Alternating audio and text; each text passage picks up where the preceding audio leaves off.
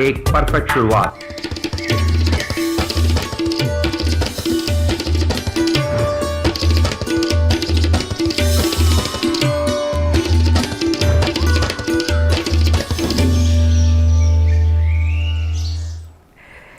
नमस्कार, good morning. एक नई सुबह की शुरुआत के साथ हम हाजिर हैं एक नए तेवर और नए कलेवर के साथ नया सवेरा के इस खास अंक को लेकर। मैं हूं गौरव श्रीवास्तव और मेरे साथ मेरी सहयोगी हैं आंचल गुलाटी कुंबर। शुक्रिया गौरव। अगले एक घंटे में हम जानेंगे देश और दुनिया से जुड़ी तमाम बड़ी खबरें। अगर बड़ी खबरों का जिक्र करें तो प्रधानमंत्री जो पोस्ट बजट वेबिनार्स हैं उनकी शुरुआत कर रहे हैं आज से।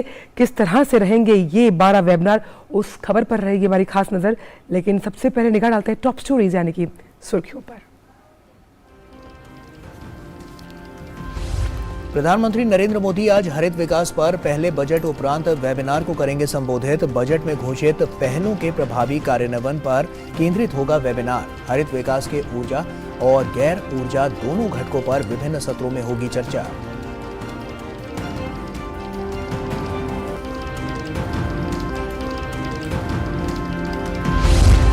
पूर्वोत्तर में चुनावी राज्यों में प्रचार चरम पर। नागालैंड में भाजपा के स्टार प्रचारक नलिन कोहली तो वहीं कांग्रेस के अध्यक्ष मल्लिकार्जुन खड़गे नागालैंड में संभालेंगे मोर्चा।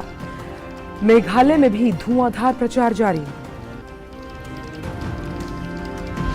गृह मंत्री अमित शाह कर्नाटक दौरे पर। बेल्लारी में करेंगे विजय संकल्प समावेश रैली। बेंगलुरु में आयोजित 65 वर्षों के परिदृश्य में भारतीय राजनीति और प्रधानमंत्री मोदी के नेतृत्व में बदलाव विषय पर आयोजित संगोष्ठी में भी लेंगे भाग।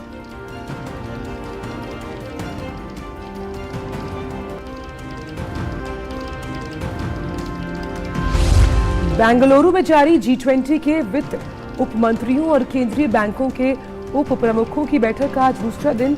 वहीं खजुराहो में चल रही G20 संस्कृति कार्य समूह की पहली बैठक का आज संस्कृति और विदेश राज्य मंत्री मीनाक्षी लेखी करेंगी औपचारिक शुभारंभ। दिल्ली एमसीडी सदन की कार्रवाई में जबरदस्त हंगामा। स्थायी समिति के चुनाव में आम आदमी पार्टी और बीजेपी पार्षदों के बीच हुई हाथापाई। बीजेपी ने आप पार्षदों पर लगाया वोट की गोपनीयता भंग करने का आरोप।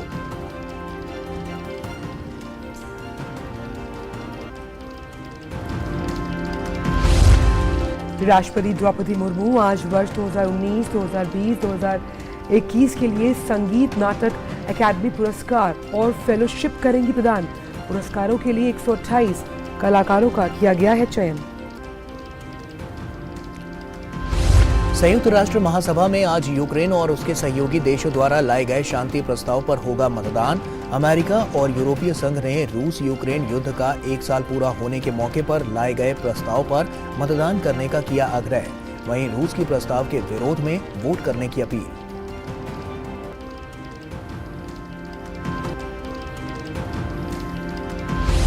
खेल की खबरों में महिला T20 क्रिकेट विश्व कप के पहले सेमीफाइनल में आज भारत की ऑस्ट्रेलिया से होगी भिड़ंत। 4 में से 3 मैच जीत चुकी भारतीय टीम के हौसले बुलंद।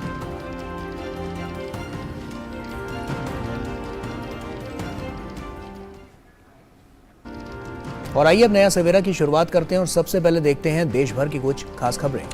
और बात करते हैं सबसे बड़ी खबर यानी कि प्रधानमंत्री के वेबिनार से जुड़ी हुई। प्रधानमंत्री नरेंद्र मोदी आज हरित विकास पर पहले बजट उपरांत वेबिनार को संबोधित करेंगे। ये वेबिनार बजट में घोषित जो पहले हैं उनके प्रभावी कार्यान्वयन हेतु विचारों और सुझावों को हासिल करने के लिए है। वेबिनार में 6 सत्र होंगे जिनमें हरित विकास के ऊर्जा और गैर ऊर्जा दोनों घटकों पर चर्चा होगी।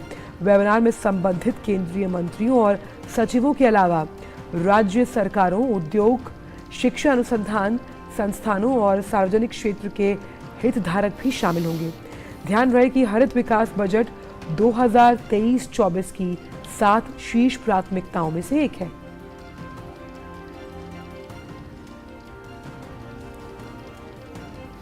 और अब बात विधानसभा चुनावों की।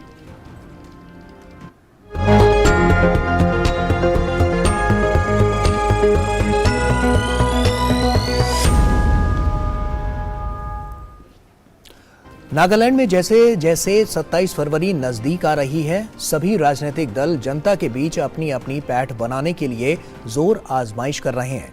जहां राज्य के मुख्यमंत्री लगातार चुनावी अभियान पर राज्य का दौरा कर रहे हैं, तो वहीं बीजेपी से नलिन कोहली भी आज कई सभाएं करेंगे।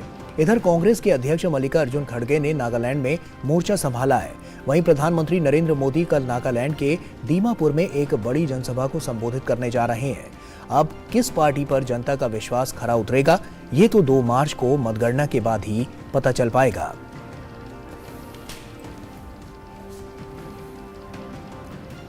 और दीमापुर से हमारे सहयोगी नीरज सिंह हमारे साथ जुड़ रहे हैं। Neeraj, good morning. और साफ तौर पर अगर हम बात करें तो नागालैंड का चुनाव काफी दिलचस्प होने वाला है। 27 फरवरी को यहां पर मतदान होगा। ऐसे में अगर हम बात करें तो प्रभावी मुद्दे कौन कौन से हैं जो अब की बार इस चुनाव में सबसे ज्यादा इंपैक्ट डालते हुए नजर आएंगे? देखिए गौरव, विकास का मुद्दा सबसे ज्यादा महत्वपूर्ण रहेगा कि नागालैंड के अंदर किस तरह से जो विकास है वो किया जाए, क्योंकि तमाम पॉलिटिकल पार्टियां इस बात का जिक्र कर रही हैं कि नागालैंड का जो विकास है, जैसा दूसरे राज्यों का विकास हुआ है, उस तरह का विकास नागालैंड में भी देखने को मिलना चाहिए। आप अगर नागालैंड को देखें तो नागालैंड का जो पूर्वी हिस्सा है वो खासतौर से विकास की दौड़ से अभी भी कह सकते हैं कि पूरी तरीके से अछूता है और वहां पर विकास के काम किए जाने बहुत ज्यादा जरूरी है। चाहे रोड कनेक्टिविटी की बात करें, मोबाइल कनेक्टिविटी की बात करें, एजुकेशन सेक्टर की बात करें, चाहे रोजगार के क्षेत्र में बात करें। यही कारण है कि आपने देखा भी होगा कि भारतीय जनता पार्टी और एनडीपीपी ये लगातार इस बात का जिक्र कर रहे हैं कि वो पूर्वी नागालैंड पर फोकस करेंगे, पूर्वी नागालैंड के विकास के लिए तमाम तरह की जो योजना है वो लेकर आएंगे। दूसरा सबसे इंटरेस्टिंग है महिलाओं के जो इश्यूज है।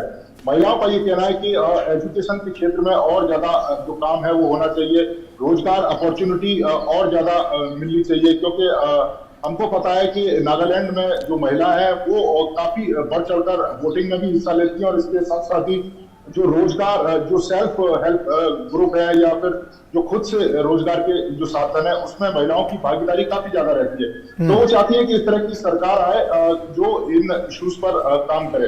दूसरा सबसे बड़ी बात है, अगर आप देखें तो कई सारे इंटरेस्टिंग पहलू देखने को मिल रहे हैं। यहाँ पर एक जीबी कल्चर बोलते हैं। जीबी कल्चर मीन्स जैसे विलेज हेड होता है हमारे यहाँ, ग्राम प्रधान एक बोला जाता है जिसको चुनते हैं हम लोग, लेकिन यहाँ पर जीबी जो है वो परंपरागत कह सकते हैं कि उनका चयन होता है। और जैसे घर में एक जीबी होता है, उसके बाद उसका जो बेटा है वो भी जीबी बनता है। जीबी मतलब एक तरह से हम जैसे गांव में जो प्रमुख व्यक्ति होता है, लेकिन उसकी जो हैसियत है वो कमोवेश ये समझ लीजिए कि राजा की तरह की उसकी हैसियत होती है और उसका जो निर्णय है वो पूरे गांव के लोगों को मानना होता है। यहाँ तक कि कोई आदमी कितना भी बड़ा हो जाए, जब वो गांव में जाता है तो वो जीबी जो हेड जीबी होता है उसके आदेश मानने के लिए बात होता है। तो चुनावों में उनकी भी भूमिका एक बड़ी भूमिका होती है और जो भी पॉलिटिकल पार्टियां उनके पास पहुंचती हैं, कोशिश यही करती हैं कि जीबी उनको सपोर्ट करे, क्योंकि जीबी की बात का पूरा जो गांव है वो सपोर्ट करता है। तो जीबी भी काफी महत्वपूर्ण हो जाता है यहाँ पर इस इलेक्शन में।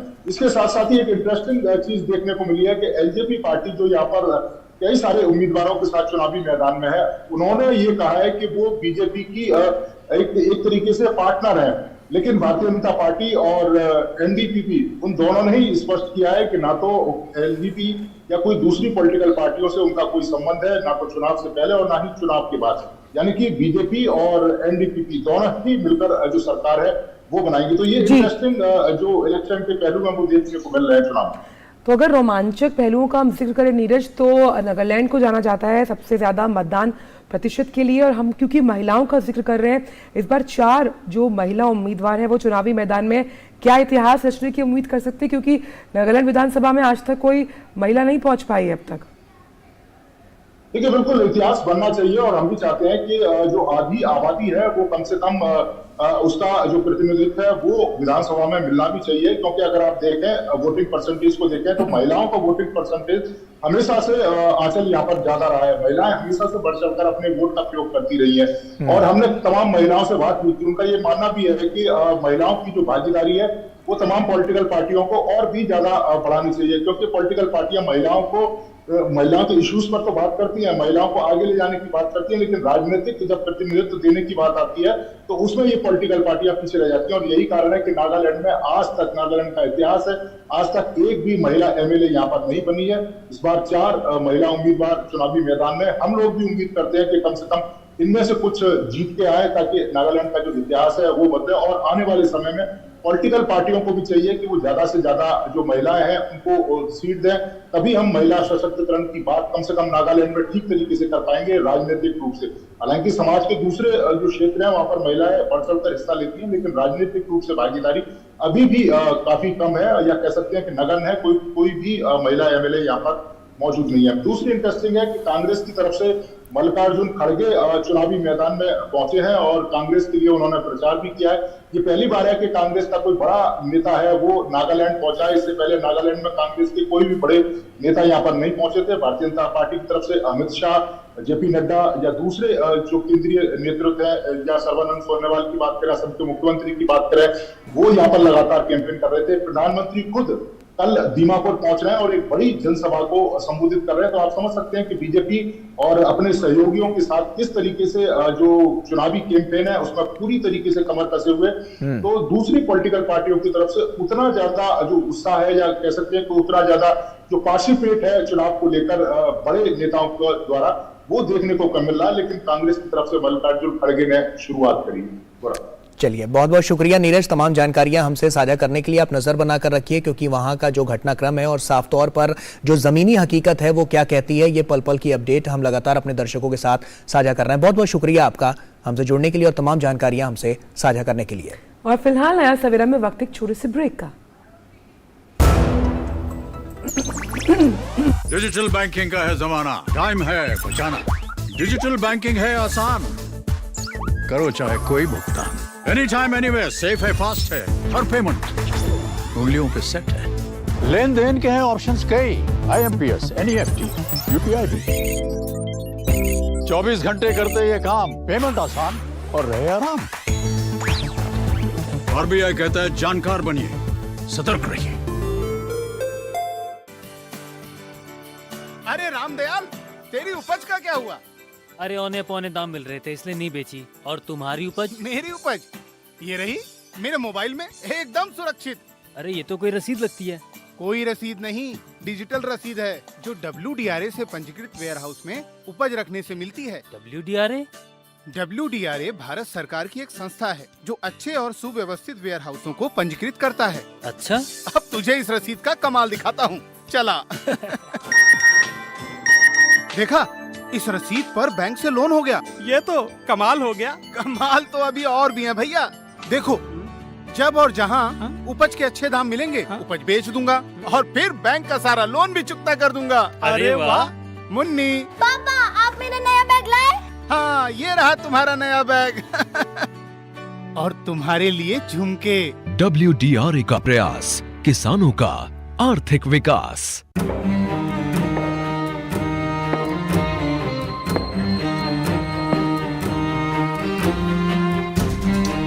कब तक आप ऐसे फ्यूचर का टेंशन लेकर चलते रहेंगे? LIC के न्यू पेंशन प्लस के साथ अपनी पेंशन का प्लान बनाइए, क्योंकि ये प्लान आपके फ्यूचर के लिए मार्केट लिंक्ड वेल्थ क्रिएट करता है। और तो और इस प्लान में गारंटीड एडिशंस के साथ पेंशन पाने के कई ऑप्शंस भी हैं, so that you grow young and tension free. LIC, हर पल आपके साथ।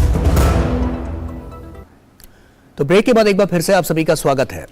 और अब बात करते हैं मेघालय विधानसभा चुनाव से जुड़ी हुई, जहां अब एक हफ्ते से भी कम वक्त बचा हुआ है और ऐसे में राज्य में विधानसभा चुनाव के लिए धुआंधार प्रचार जारी है।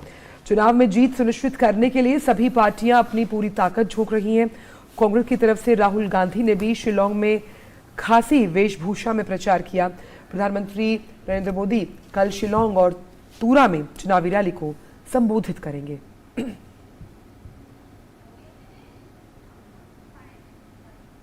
और तूरा से रमा त्यागी हमारी सहयोगी हमारे साथ जुड़ रही हैं। रमा, अगर हम बात करें मेघालय की, तो वहां आपकी बार क्या चुनावी समीकरण नजर आ रहा है और कौन कौन सी जो पार्टियां हैं वो क्या क्या मुद्दे लेकर आपकी बार चुनावी मैदान में ताल ठोक रही हैं?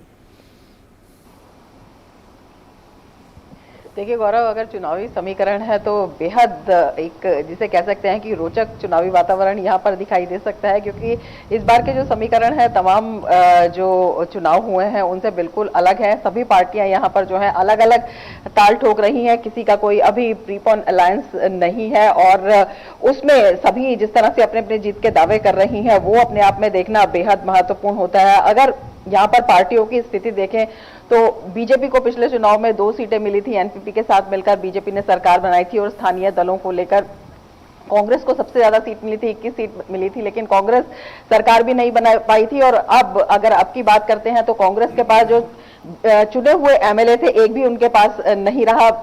कांग्रेस के जो कुछ एमएलए थे वो चले गए टीएमसी में और उस जो बचे हुए एमएलए थे वो चले गए एनपीपी में।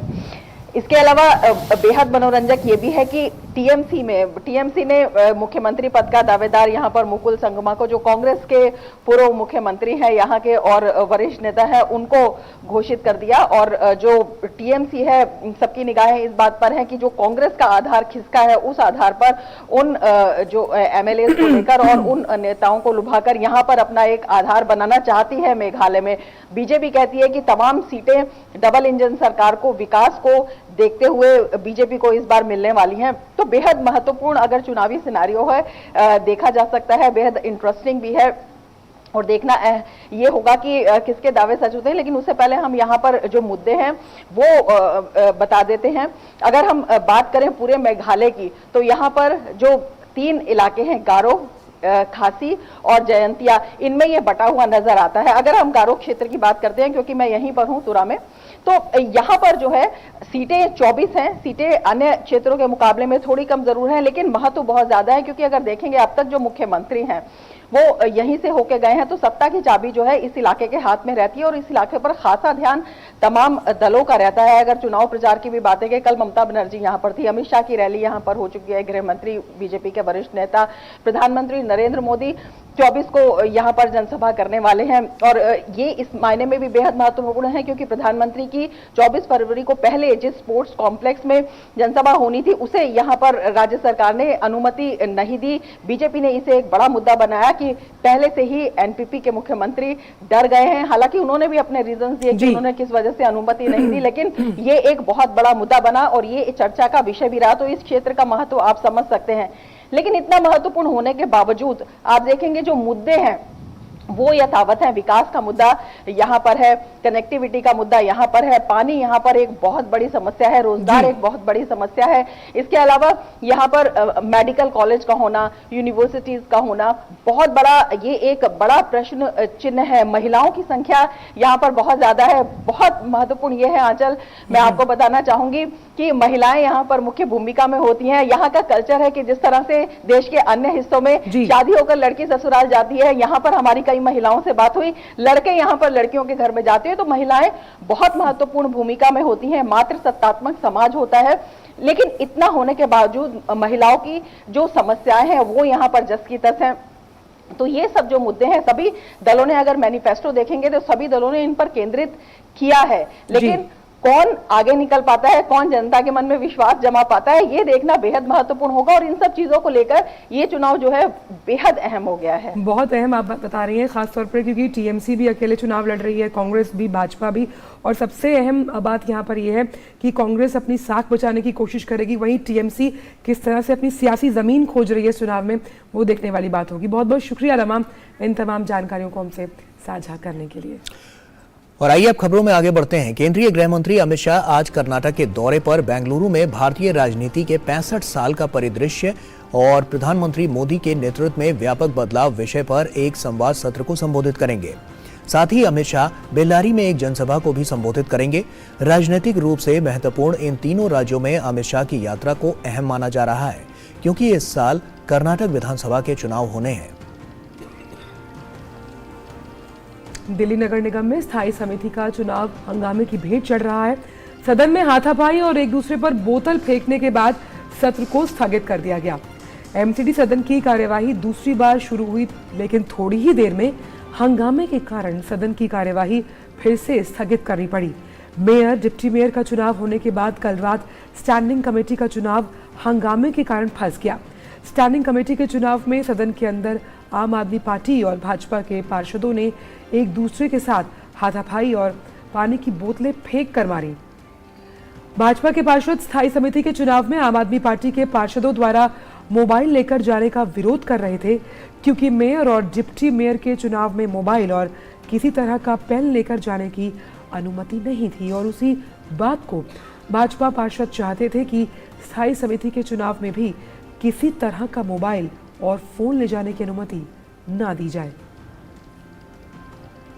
और इसी बड़ी खबर पर हमारे साथ जुड़ रहे हैं हमारे संवाददाता गिरीश निशाना। गिरीश, ये किस तरह के दृश्य देखने को मिल रहे हैं?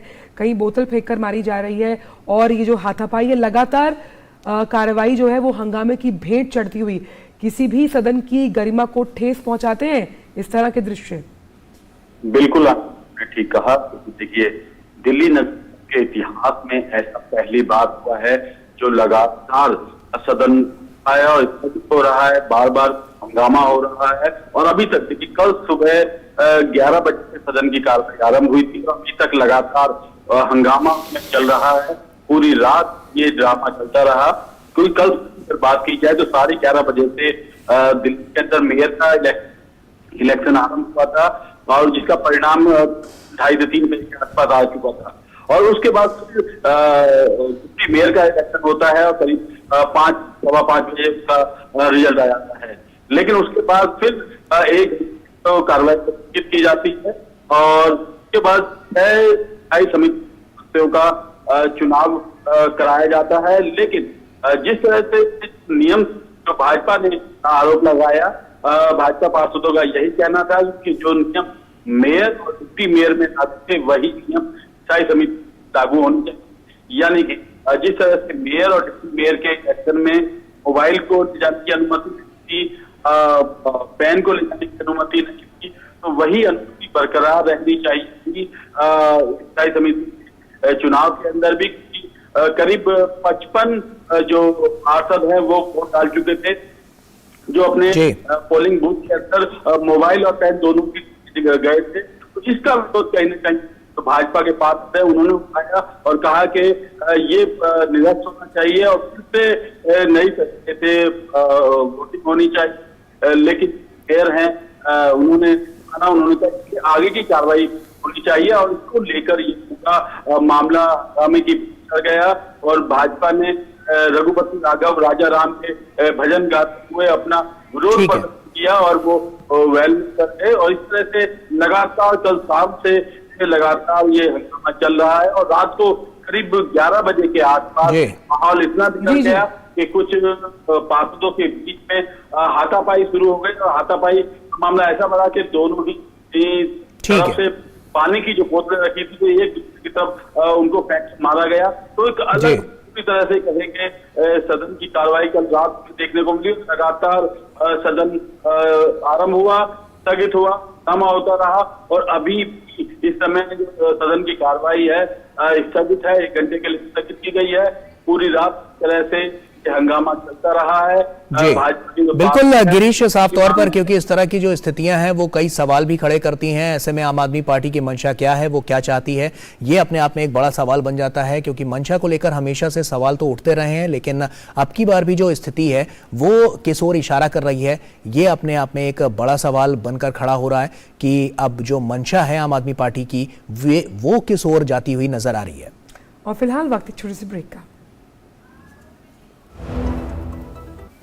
विशाल है ना, इसका सब प्रॉपर चलता है। कल उसके बैंक अकाउंट में 15,000 रुपए का फ्रॉड हुआ है, पता है? इसको तो कोई टेंशन ही नहीं होती है। देखना। टेंशन क्यों? मेरी कोई गलती नहीं थी। फिर भी फ्रॉड होने पर मैंने तुरंत बैंक को इन्फॉर्म कर दिया। आरबीआई कहता है अगर आपके अकाउंट से किसी ने धोखे से पैसे निकाले हैं तो बैंक को जल्द से जल्द इन्फॉर्म कीजिए। 3 दिन के अंदर इन्फॉर्म किया तो कोई नुकसान नहीं होगा। जितना लेट करोगे उतना ज्यादा नुकसान। और सुन, सब चलता नहीं है, प्रॉपर चलाना पड़ता है। आरबीआई कहता है जानकार बनिए, सतर्क रहिए। पता है, लोग अक्सर मुझसे पूछते हैं कॉल सेंटर का स्टेडी जॉब क्यों छोड़ा? I wanted more out of life. बस मैंने अपना स्टार्टअप शुरू किया। जानना चाहोगे कैसे? Then start up your own business as an LIC agent. यहाँ सब कुछ है। Great products, zero investment, leading organization and unlimited opportunities. तो क्या आप तैयार हैं? LIC एजेंट बनो। अब बड़ा सोचो। हमारी वेबसाइट पर जाएं या अपनी नजदीकी LIC शाखा से संपर्क करें। ब्रेक के बाद सभी का स्वागत। और अब बात भारत में जारी G20 बैठकों की।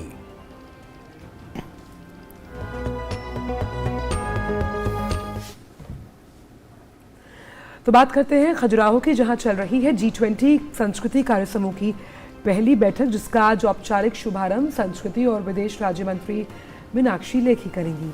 आज दूसरे दिन एक महत्वपूर्ण सत्र में G20 देशों के डेलीगेट्स के बीच संस्कृति पर चर्चा होनी है।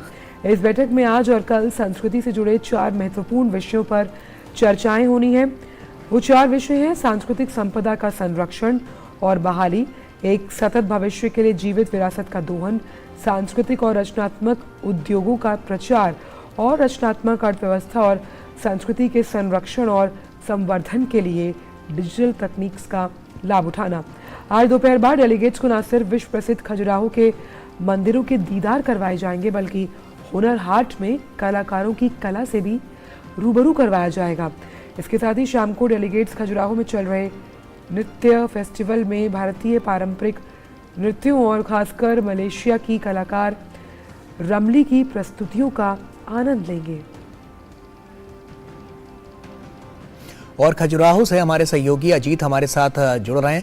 अजीत का रुख करते हैं। अजीत, G20 की ये जो विशेष बैठक है, साफ तौर पर इसमें संस्कृति को बढ़ावा देने के लिए और जो लोक कला है उसको बढ़ावा देने के लिए साफ तौर पर डेलीगेट्स को उनसे रूबरू कराया जाएगा। क्या ताज़ा जानकारी, क्या ताज़ा अपडेट है आपके पास और किन किन पॉइंट्स पर यहाँ पर बातचीत आगे बढ़ रही है?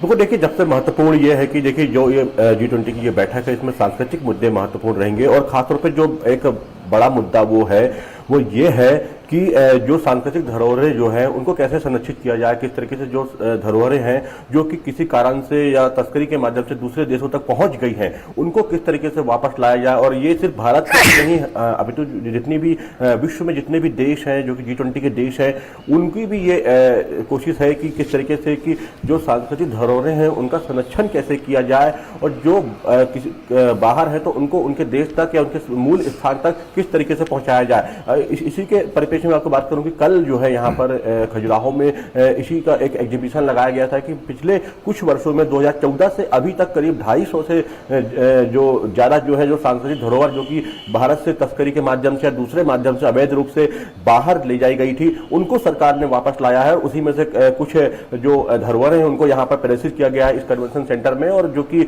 दिखाता है कि सरकार कितनी प्रतिबद्ध है कि जो सांस्कृतिक रूप से जो चीज़ें हमारी हैं, जो धरोहरें हमारी हैं, उनको हम संरक्षित करें, उनको वापस लेकर आए। ये एक बड़ा मुद्दा रहने वाला है। दूसरा देखिए, संस्कृति और जो कला है उसका जो है एक बहुत बड़ा व्यवसाय है, उसका बहुत बड़ा उसमें एक मैन पावर उसमें इन्वॉल्व है। तो विश्व की 3% जो GDP है वो इस पर निर्भर करती है और साथ में 6% जो रोजगार है विश्व का वो इस पर निर्भर करता है। तो एक बड़ा मुद्दा ये रहेगा कि जो संस्कृति और कला से संबंधित जो व्यवसाय हैं उनको किस तरीके से आगे प्रोत्साहित किया जाए और किस तरीके से जो G20 के देश हैं वो आपसी सहयोग के माध्यम से इस दिशा में काम कर सकते हैं, आपसी सहयोग के माध्यम से इस दिशा में आगे बढ़ सकते हैं। तकनीक का उपयोग किस तरह से किया जा सकता है जो सांस्कृतिक धरोहरें हैं उनको संरक्षित करने में, जो हमारी कला है उसको संरक्षित करने में, इस पर भी देखिए बहुत मेन फोकस आज की बैठक में रहने वाला है। तो ये सब तमाम ऐसे ऐसे बिंदु हैं जो कि बहुत महत्वपूर्ण है और सांस्कृतिक रूप से विश्व किस तरीके से एक रूप हो,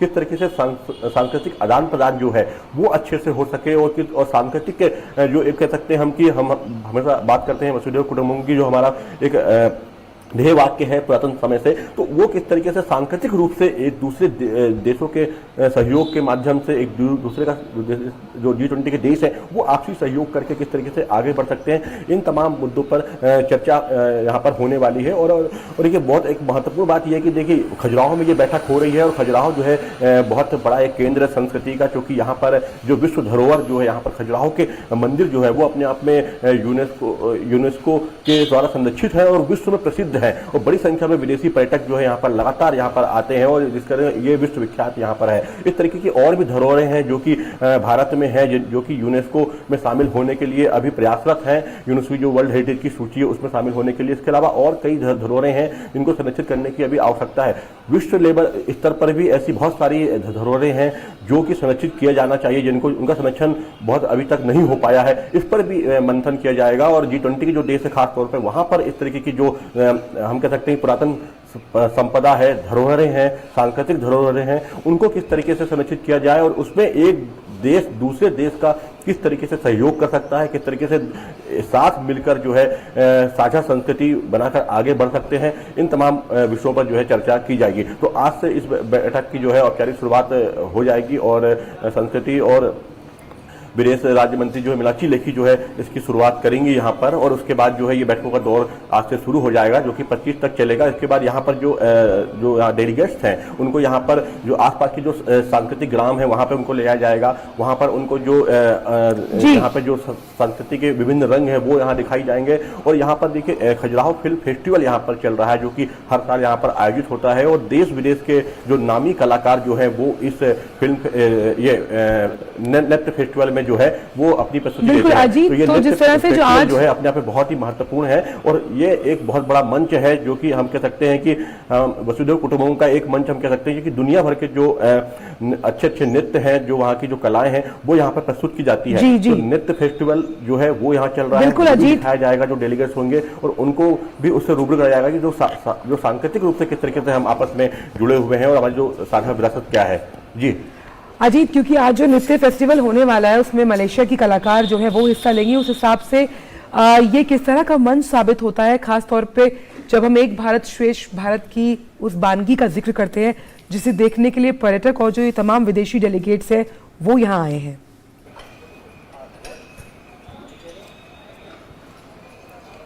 बिल्कुल देखिए, निश्चित रूप पे ये जो फिल्म जो ये नृत्य फेस्टिवल यहाँ पे होता है, यहाँ पे जो नृत्य यहाँ पर कुचिपुड़ी है, अगर हम भरतनाट्यम की बात करें, अगर हम कथक की बात करें, तमाम जो भारतीय नृत्य हैं वो तो यहाँ पर प्रस्तुत किए ही जाते हैं। इसके अलावा विश्व स्तर पर जो बड़ी नृत्यांगनाएं हैं, जो बड़े बड़े डांस परफॉर्मेंस हैं वो भी यहाँ पर आयोजित होते हैं। तो हम कह सकते हैं कि ये सिर्फ हम जो हमारी वसुधैव कुटुंबकम की जो एक थीम है उसको ये फेस्टिवल जो है वो प्रस्तुत करता है। और यहाँ पर देखिए बहुत समय से यहाँ पर जो है ये डांस फेस्टिवल जो है यहाँ पर आयोजित होता रहा है यहाँ पर, और बहुत बड़े बड़े कलाकार जो है वो यहाँ पर आए हैं, उन्होंने अपनी जो परफॉर्मेंस यहाँ पर डांस फेस्टिवल में दी है और यहीं से कई सारे कलाकार जो है आगे निकले हैं जो कि उन्होंने कि देश विदेश में अपना नाम जो है वो बनाया है। तो अब जब ये डेलीगेट्स यहाँ पर आएंगे तो वो देखेंगे कि किस तरीके से भारत में कितनी यूनिटी और डाइवर्सिटी है यहाँ कल्चर के क्षेत्र में, संस्कृति के क्षेत्र में, और किस तरीके से जो वैश्विक स्तर पर भी भारत किस तरीके से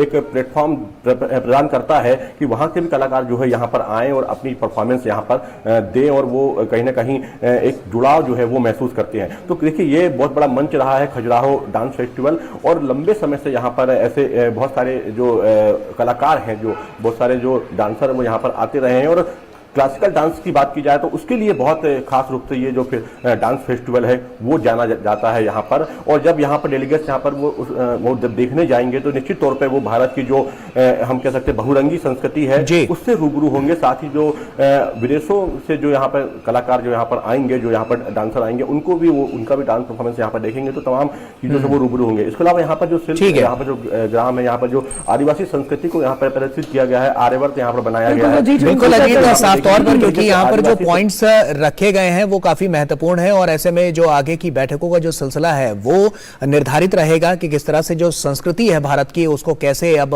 विश्व पटल पर रखा जाए। और क्योंकि भारतीय सभ्यता जो रही है वो हमेशा से वैश्विक स्तर पर काफी उसको पहचान भी मिली है और साथ ही साथ काफी बढ़ावा भी मिला है, और लोग इसीलिए ये जो डेलीगेट्स हैं वो यहाँ पर इस संस्कृति से भी रूबरू होंगे और आने वाले समय के लिए इस पर और क्या विकास की जो नई इबारत लिखी जाएगी वो भी देखने वाली बात होगी।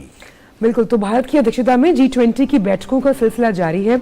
बेंगलुरु की अगर बात करें तो G20 के वित्त उप मंत्रियों और केंद्रीय बैंकों के उप प्रमुखों की बैठक का आज दूसरा दिन है। और वहीं G20 समूह के वित्त मंत्रियों और केंद्रीय बैंक गवर्नरों की पहली बैठक 24 से 25 फरवरी तक बेंगलुरु में होगी। इस अवसर पर वित्त मंत्री निर्मला सीतारमण अन्य देशों के वित्त मंत्रियों के साथ बातचीत करेंगी। इस बैठक में कुल 72 प्रतिनिधिमंडल शामिल होंगे। ये बैठक 3 सत्रों में होगी, जिसमें 21वीं सदी की साझा वैश्विक चुनौतियों का समाधान करने के लिए बहुपक्षीय विकास बैंकों को मजबूत करने, सुदृढ़ समावेशी और टिकाऊ भविष्य के शहरों के लिए वित्त पोषण, वित्तीय समावेश और उत्पादकता को बढ़ाने के लिए डिजिटल सार्वजनिक अवसंरचना का उपयोग करने जैसे मुद्दों को शामिल किया जाएगा। इस दौरान वैश्विक अर्थव्यवस्था, वैश्विक स्वास्थ्य और अंतर्राष्ट्रीय कराधान से संबंधित मुद्दों पर भी चर्चा होगी। इन बैठकों के दौरान आने वाले मंत्रियों, गवर्नरों, उप प्रतिनिधियों और अन्य प्रतिनिधियों के लिए कई अतिरिक्त कार्यक्रमों की योजना बनाई गई है, जो डिजिटल सार्वजनिक अवसंरचना जैसे विषयों पर आयोजित किए जाएंगे। इस दौरान walk the talk policy in action नामक एक विशेष कार्यक्रम भी आयोजित किया जाएगा।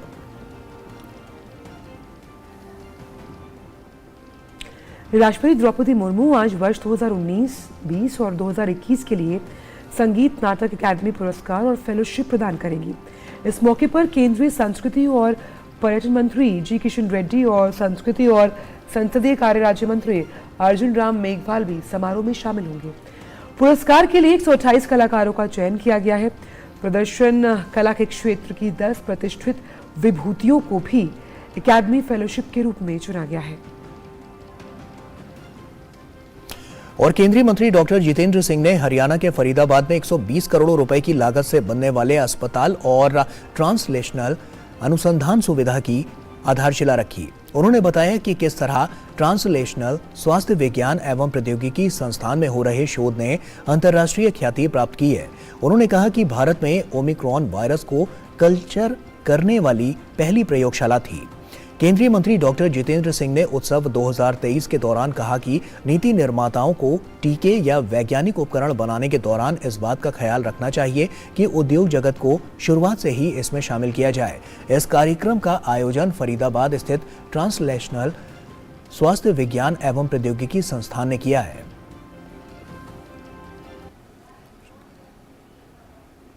The age of integration, when we are talking of synergism and wider synergism, wider integration, we need to also integrate industry. And could we do that right from the beginning? For example, if the policy planners have decided that so and so would be the house which would be then taking up the task of manufacturing the vaccine and also making it available to the market, could we associate them right from the beginning? भारतीय सेना ने पहली बार कमान भूमिकाओं के लिए महिला अधिकारियों को मंजूरी दे दी है। भारतीय वायुसेना और नौसेना ने महिला अधिकारियों को उनके विशेष बल इकाइयों, गरुड़ कमांडो बल और मरीन कमांडो में शामिल होने की अनुमति दी है। देखिए रिपोर्ट। भारतीय सेना ने मेडिकल स्ट्रीम के बाहर पहली बार महिला अधिकारियों को कमांड भूमिकाओं में नियुक्त करना शुरू कर दिया है।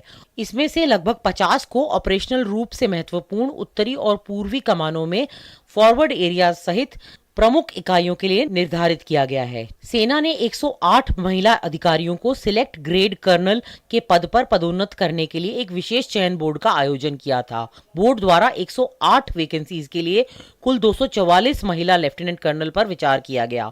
चयन बोर्ड द्वारा जिन महिला अधिकारियों का मूल्यांकन किया गया था वो 1992 से 2006 बैच की थी और इन्हें engineer, signal, army air defence, intelligence core, army service corps, army ordinance core और इलेक्ट्रिकल और मैकेनिकल इंजीनियर सहित विभिन्न हथियारों और सेवाओं में नियुक्त किया गया है। इन महिला अधिकारियों में से 50% ऑपरेशनल एरियाज की इकाइयों को कमान करेंगी। थल सेना ने 2020 में महिलाओं को स्थायी कमीशन देना शुरू किया था। जनवरी में थल सेना प्रमुख जनरल मनोज पांडे ने कहा था कि आर्टिलरी रेजिमेंट में भी महिला अधिकारियों की नियुक्ति करने की योजना है। जनवरी की शुरुआत में ही सेना ने पहली बार एक महिला अधिकारी कैप्टन शिवा चौहान को दुनिया के सबसे ऊंचे और ठंडे ग्लेशियर के अंदर तैनात किया, यानी सियाचिन ग्लेशियर पे। और आर्मी ने सूडान में 27 महिला शांति सैनिक या पीस कीपर्स की सबसे बड़ी टुकड़ी को भी तैनात किया है। Bureau report, DD news. में प्रदूषण कम करने और घाट विकास के लिए 1200 करोड़ रुपए से अधिक की 9 परियोजनाओं को मंजूरी दी। इन परियोजनाओं में से 7 गंगा बेसिन में प्रदूषण को कम करने और 2 घाट विकास से संबंधित हैं। राष्ट्रीय स्वच्छ गंगा मिशन NMCG के महानिदेशक जी अशोक कुमार की अध्यक्षता में हुई NMCG की कार्यकारी समिति की 47वीं बैठक में यह निर्णय लिया गया। जल शक्ति मंत्रालय ने कहा कि स्वीकृत परियोजनाओं के तहत पश्चिम बंगाल, उत्तर प्रदेश और मध्य प्रदेश सहित कई राज्यों में गंगा नदी को साफ करने के लिए विभिन्न जल मल शोधन संयंत्र से जुड़े कार्य किए जाएंगे।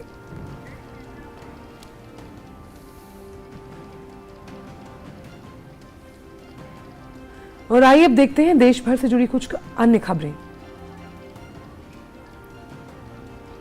ये आजादी का अमृत महोत्सव का वर्ष है। 75 वर्ष की लोकतंत्र की यात्रा में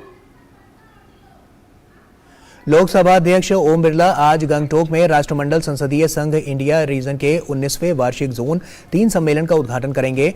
इस कार्यक्रम में सिक्किम के राज्यपाल लक्ष्मण प्रसाद आचार्य, सिक्किम के मुख्यमंत्री प्रेम सिंह तमांग, राज्यसभा के उपसभापति हरिवंश, भारत के विधायी निकायों के पीठासीन अधिकारी, सांसद, सिक्किम विधानमंडल के सदस्य आदि इसमें भाग लेंगे। रक्षा मंत्री राजनाथ सिंह पश्चिम बंगाल के 2 दिवसीय दौरे पर बीरभूम में रहेंगे। रक्षा मंत्री विश्व भारती विश्वविद्यालय के दीक्षांत समारोह में होंगे शामिल और गुरुदेव रविंद्रनाथ टैगोर को श्रद्धांजलि अर्पित करने के लिए शांति निकेतन आश्रम भी जाएंगे। 3 दिवसीय एशिया आर्थिक वार्ता का 7वां संस्करण पुणे में शुरू होगा। संवाद के लिए मुख्य विषय है एशिया और उभरती हुई विश्व व्यवस्था। हरियाणा के मुख्यमंत्री मनोहर लाल आज गठबंधन सरकार का चौथा बजट करेंगे पेश। 2024 के चुनाव से पहले ये सरकार का फुल बजट होगा। इसी बजट के सहारे सरकार चुनावी वर्ष में प्रवेश करेगी। और अब बात अफवाहों पर लगाम कसने की।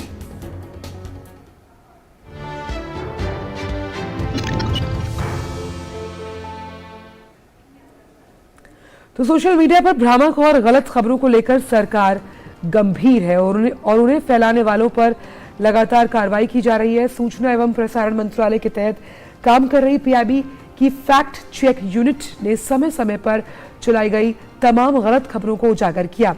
इस बार बात एक ऐसे मैसेज की जिसमें SBI का नाम लेकर दावा किया जा रहा है कि प्राप्तकर्ता का यूनो अकाउंट ब्लॉक कर दिया गया। PIB फैक्ट चेक के अनुसार ये मैसेज पूरी तरह से फर्जी और तथ्यहीन है। हम अपने दर्शकों से अनुरोध करते हैं कि वो अपने बैंक विवरण साझा करने के लिए email, SMS का कभी भी जवाब ना दें। यदि आपको ऐसा कोई संदेश मिलता है तो तुरंत report.phing@sbi.co.in पर रिपोर्ट करें। और फिलहाल यहाँ वक्त हो गया एक छोटे से ब्रेक का। आज तो पार्टी चाहिए। चैंपियन के साथ सेल्फी लेंगे। आइडिया, यही करते हैं पार्टी। Pizza party. ये चल अपना कार्ड और पिन दे। मेरे कार्ड की डिटेल्स मैं खुद ही डालूंगी। RBI कहता है अपना पिन, OTP, CVV या इंटरनेट बैंकिंग पासवर्ड किसी के साथ शेयर ना करें। ऑनलाइन बैंकिंग सिर्फ अपने कंप्यूटर, मोबाइल और सिक्योर नेटवर्क से करें। बाय गर्ल्स, कहाँ जा रही है? सुना नहीं, नो शेयरिंग। RBI कहता है जानकार बनिए, सतर्क रहिए। ब्रेक के बाद सभी का स्वागत और आइए अब देखते हैं खबरें जो कि दुनिया भर से जुड़ी हुई हैं।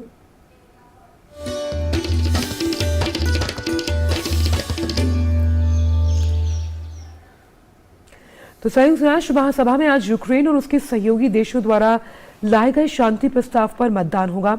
अमेरिका और यूरोपीय संघ ने देशों से रूस यूक्रेन युद्ध का 1 साल पूरा होने के मौके पर लगाए गए इस प्रस्ताव पर मतदान करने का आग्रह किया।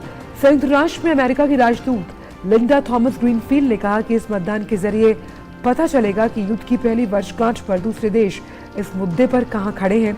वहीं यूरोपीय संघ के राजनयिक जोसेफ बोरेल ने कहा कि अगर रूस को नहीं रोका गया तो किसी भी दूसरे देश को भी इसी तरह की आक्रामकता को झेलना पड़ सकता है।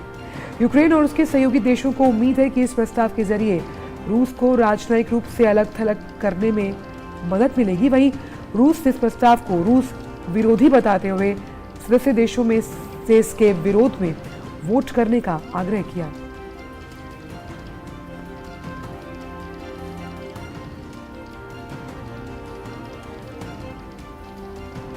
और अब दुनिया भर की अन्य खबरों को समेटे पेश है दुनिया एट 360।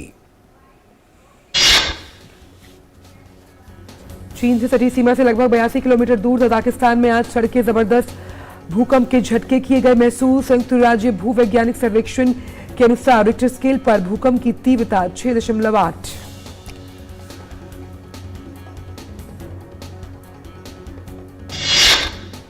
फिलिस्तीनी स्वास्थ्य अधिकारियों और प्रत्यक्षदर्शियों ने बताया कि कब्जे वाले वेस्ट बैंक में इजरायली सैनिकों की कार्रवाई में 11 लोग मारे गए, जिसमें 4 बंदूकधारी और 4 आम नागरिक शामिल हैं। वहीं इजरायली सैनिकों की इस रेड में 100 से ज्यादा लोग घायल हुए हैं। इजरायली सेना ने नबलस में अभियान की पुष्टि करते हुए कहा कि उग्रवादियों को हिरासत में लेने की कोशिश के दौरान सैनिकों ने जवाबी कार्रवाई की।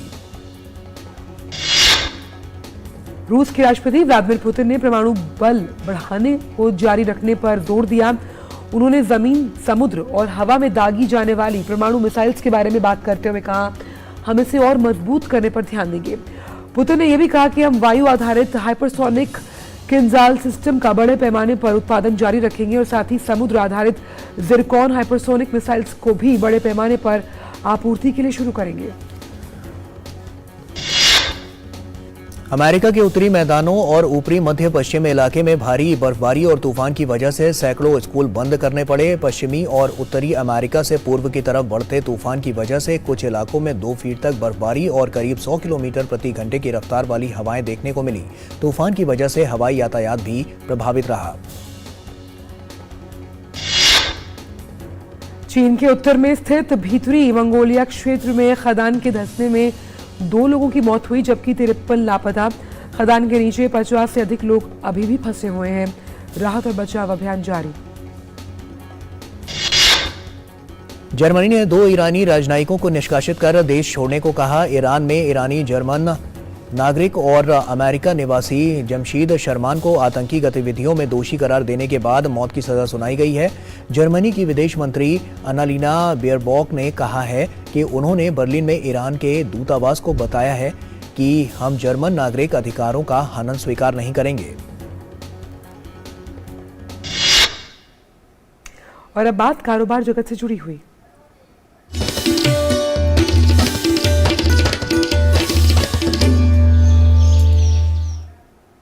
प्रधानमंत्री नरेंद्र मोदी ने 41वीं प्रगति बैठक की अध्यक्षता की। बैठक में 9 प्रमुख बुनियादी ढांचा परियोजनाओं की समीक्षा की गई।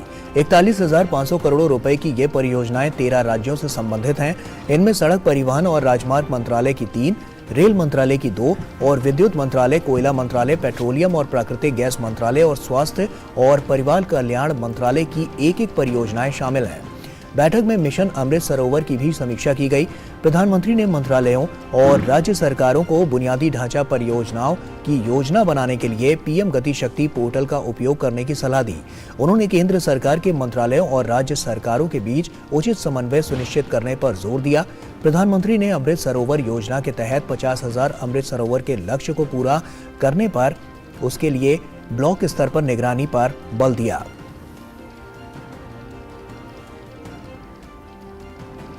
और अब जानते हैं कारोबार जगत से जुड़ी हुई खबरें जल्दी। कोयला मंत्रालय 24 फरवरी को 27 कोयला खदानों के लिए मॉक ई नीलामी आयोजित करेगा। इस ई नीलामी का उद्देश्य बोलीदाताओं को नीलामी प्रक्रिया से परिचित कराना है। कोयला मंत्रालय ने कहा है कि वाणिज्यिक कोयला खदानों की नीलामी के 6ठे दौर और 5वें दौर के दूसरे प्रयास के तहत 36 कोयला खदानों के लिए 96 बोलियां प्राप्त हुई हैं। इंटरनेशनल मॉनेटरी फंड की मैनेजिंग डायरेक्टर क्रिस्टीना जॉर्जीवा ने कहा कि भारत वर्ल्ड इकोनॉमी में एक ब्राइट स्पॉट बना हुआ है और 2023 की ग्लोबल ग्रोथ में अकेले 15% का योगदान देगा। वहीं वैश्विक विकास में इमर्जिंग मार्केट्स के साथ साथ डेवलपिंग इकोनॉमीज की हिस्सेदारी करीब 80% होने की उम्मीद। जॉर्जीवा ने कहा कि डिजिटल व्यवस्था ने दुनिया की 5वीं सबसे बड़ी अर्थव्यवस्था को महामारी से बाहर निकाला। रेलवे माल ढुलाई एवं पार्सल ट्रेन में वस्तुओं को चोरी होने से सुरक्षा प्रदान करने के लिए जल्द ही ओटीपी आधारित डिजिटल लॉक प्रणाली का उपयोग शुरू करने वाला है। इस प्रणाली का आमतौर पर ट्रक में इस्तेमाल किया जाता है, जहां एक स्मार्ट लॉक मुहैया किया जाता है जिसमें जीपीएस लगा होता है। नेशनल स्टॉक एक्सचेंज ने कारोबार की टाइमिंग में बड़ा बदलाव किया। अब एनएससी के ताजा निर्णय के अनुसार ब्याज दर वाले डेरिवेटिव अनुबंधों के लिए कारोबार का समय बढ़ाकर शाम 5 बजे तक कर दिया गया है। ये फैसला आज से प्रभावी हो जाएगा। मौजूदा समय में अनुबंधों पर सौदे सुबह 9 बजे से दोपहर 3:30 बजे तक के लिए किए जा सकते हैं। हालांकि अन्य ब्याज दर यानी कि डेरिवेटिव अनुबंधों के लिए कारोबारी समय में कोई बदलाव नहीं। भारतीय कृषि अनुसंधान परिषद ICAR ने गेहूं की एक नई किस्म विकसित की है जो मौसम में बदलाव और बढ़ती गर्मी के कारण उत्पन्न होने वाली चुनौतियों का सामना कर सकती है। SD 3385 नामक गेहूं की ये नई किस्म जल्द ही बुआई के लिए अनुकूल है। और अब खबरें खेल जगत से जुड़ी हुई।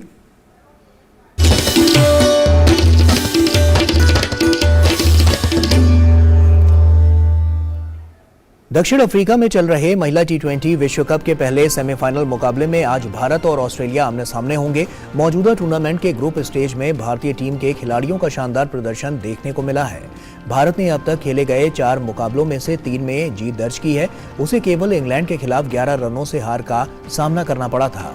वहीं बात अगर ऑस्ट्रेलिया की करें तो 5 बार महिला T20 वर्ल्ड कप का खिताब अपने नाम कर चुकी ऑस्ट्रेलियाई टीम इस बार भी खिताब जीतने की प्रबल दावेदार है। ऑस्ट्रेलिया ने मौजूदा टूर्नामेंट में ग्रुप स्टेज के अपने सभी मैच जीते हैं और ग्रुप में टॉप पर रहते हुए सेमीफाइनल के लिए क्वालिफाई किया है। ऐसे में आज का ये मुकाबला बेहद रोमांचक होने वाला है। और आइए देखते हैं फटाफट अंदाज में खेल जगत से जुड़ी अन्य खबरें। भारतीय निशानेबाजों ने काहिरा विश्व कप में शानदार प्रदर्शन का क्रम जारी रखते हुए चौथा स्वर्ण पदक जीत लिया है। 50 मीटर थ्रो फ्री पोजीशंस में मध्य प्रदेश के ओलंपियन ऐश्वर्य प्रताप सिंह तोमर ने स्वर्ण पदक पर अपना कब्जा जमाया। भारतीय मुक्केबाज नरेंद्र ने 74वें स्ट्रैंजा मेमोरियल इंटरनेशनल बॉक्सिंग टूर्नामेंट के क्वार्टर फाइनल में बनाई जगह। बुल्गारिया के सोफिया में चल रहे इस टूर्नामेंट में सुपर हैवीवेट स्पर्धा में नरेंद्र ने इक्वाडोर के मुक्केबाज कांगो गर्लोन को 3-2 से हराया। चैंपियंस लीग के राउंड ऑफ 16 के पहले लेग में RB लाइप्जिग और मैनचेस्टर सिटी के बीच खेला गया मुकाबला 1-1 के अंतर से ड्रॉ हुआ।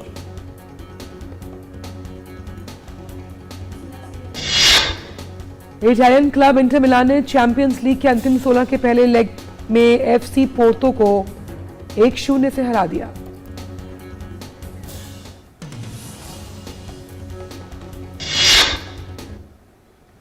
और अब खबरें ग्लैमर वर्ल्ड से।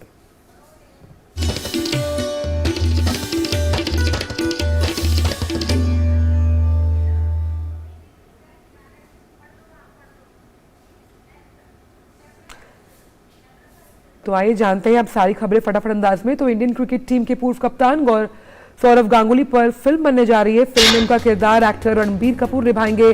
गांगुली ने अपनी बायोपिक की स्क्रिप्ट को लेकर मंजूरी दी। ऐसे में जल्द से जल्द फिल्म की शूटिंग का काम शुरू होगा। फिल्म मेकर्स ने भी अभी तक इस बात की ऑफिशियल अनाउंसमेंट नहीं की। बॉलीवुड के एक्शन हीरो टाइगर श्रॉफ और कृति सनन starrer much awaited action thriller film Ganpati part 1 की रिलीज डेट का ऐलान हो चुका है। इस फिल्म का टीजर वीडियो एक्टर ने अपने सोशल मीडिया पर शेयर किया, जिसमें टाइगर धांसू एक्शन करते हुए दिखाई दे रहा है। संजय लीला भंसाली अपनी वेब सीरीज हीरा मंडी को लेकर काफी सुर्खियों में। ये सीरीज नेटफ्लिक्स पर रिलीज की जाएगी। इस बीच खबरें आ रही है कि दिग्गज एक्ट्रेस रेखा भी वेब सीरीज हीरा मंडी का हिस्सा होंगी। इतना ही नहीं, सीरीज में उनका खास डांस नंबर भी हो सकता है। बॉलीवुड एक्टर रणबीर कपूर इन दिनों अपनी अपकमिंग फिल्म एनिमल को लेकर सुर्खियों में बने हुए हैं। इसी बीच रणबीर का एक वीडियो सोशल मीडिया पर सामने आया है। इस वीडियो में रणबीर अपनी हिट फिल्मों में से एक दिल्ली वाली गर्लफ्रेंड गाने पर डांस करते हुए नजर आए।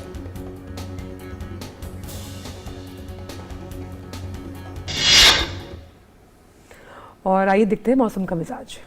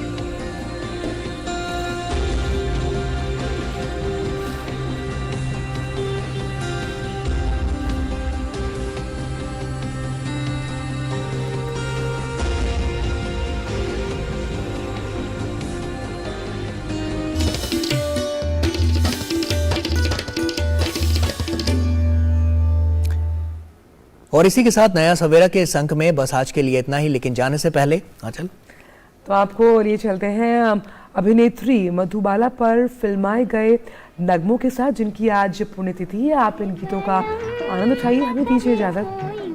नमस्कार।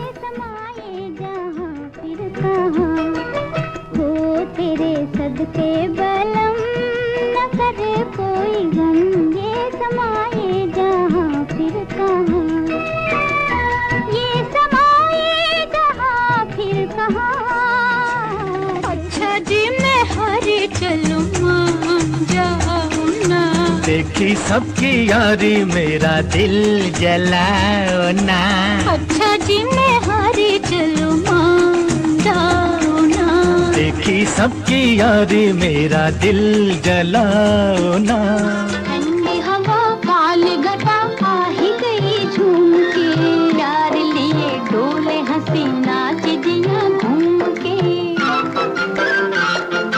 ठंडी हवा काली घटा आ ही गई झूम के, प्यार लिए डोले हंसी नाच दिया घूम के। प्यार किया तो डरना क्या, जब प्यार किया तो डरना क्या। प्यार किया कोई चोरी नहीं की, प्यार किया, प्यार किया कोई चोरी नहीं की।